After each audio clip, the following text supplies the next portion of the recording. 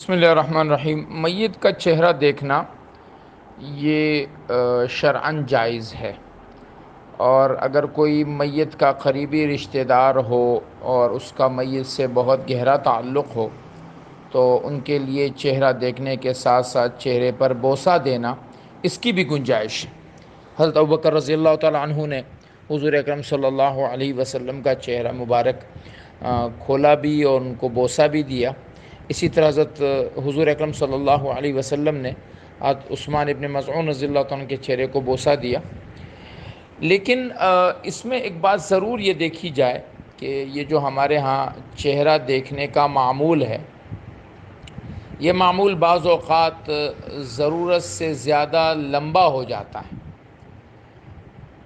آپ کسی وقت بھی کسی کو چہرہ دکھا سکتے ہیں، چاہے وہ غسل سے پہلے ہو، جنازے سے پہلے ہو، جنازے کے بعد ہو، یہاں تک کہ دفن سے قبل قبرستان میں بھی چہرہ دکھایا جا سکتا ہے۔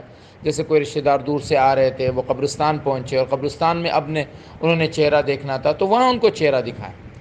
لیکن یہ جو ہمارے ہاں چہرہ دکھائی کو ایک باقاعدہ رسم کی شکل دی گئی ہے کہ ہر شخص کو باقاعدہ دکھایا جاتا ہے جنازہ اور میت کا چہرہ، اور اگر نہیں دکھایا جائے تو لوگوں کو ایک اشکال سا ہوتا ہے، یہ بات شرعاً درست نہیں ہے۔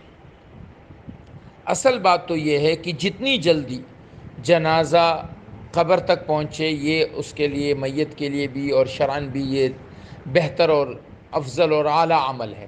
اسی پر توجہ دی جائے۔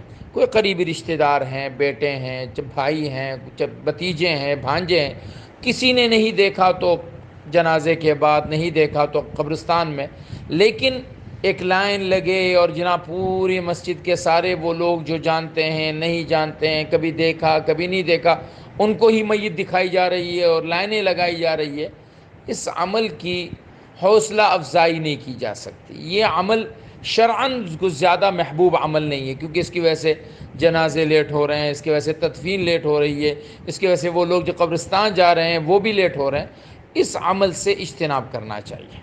باقی بیوی اپنے شوہر کا چہرہ دیکھ سکتی ہے، شوہر اپنی بیوی کا چہرہ دیکھ سکتا ہے، عورت کا چہرہ عورتیں دیکھ سکتی ہے، عورت کا چہرہ اس کے محرم رشتہ دار دیکھ سکتے ہیں۔